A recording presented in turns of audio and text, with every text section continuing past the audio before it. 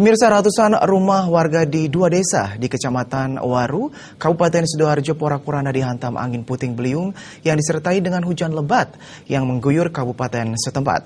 Warga pasrah karena rumah sebagai tempat tinggal mereka tidak dapat lagi digunakan dan terpaksa harus mengungsi ke tempat yang lebih aman. Inilah rekaman video amatir milik warga yang terjadi di dua desa di Kecamatan Waru, Kabupaten Sidoarjo pada Rabu sore lalu.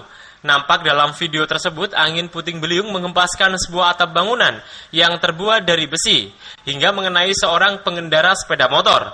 Tak hanya itu, seorang warga juga merekam angin puting beliung yang menerjang rumah mereka.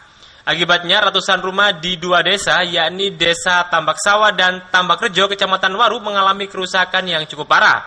Tak hanya atap rumah saja yang mengalami kerusakan, tembok pembatas milik sebuah sekolah yang berbatasan dengan jalan alternatif menuju kota Surabaya ini juga roboh hingga menyebabkan kemacetan yang cukup parah.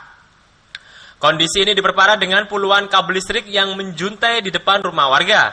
Akibatnya pihak PLN terpaksa memutus aliran listrik ke dua desa tersebut yang menyebabkan minimnya penerangan. Warga sendiri menyebutkan puting beliung yang menghantam rumah mereka ini tidak berlangsung lama dan langsung diiringi dengan hujan yang cukup deras. Kini para korban sendiri pasrah dengan kondisi rumah mereka yang cukup parah. Mereka berharap ada bantuan cepat dari pemerintah Kabupaten Sidoarjo.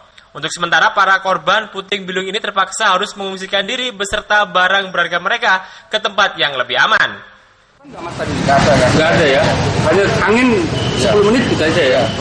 Hujannya deras, Pak? Iya, Deras sekali ya? banget. Ini yang rusak berapa rumah, Mas? Gimana? Yang rusak berapa rumah? Yang rusak berapa rumah? Warga semua ya, Pak.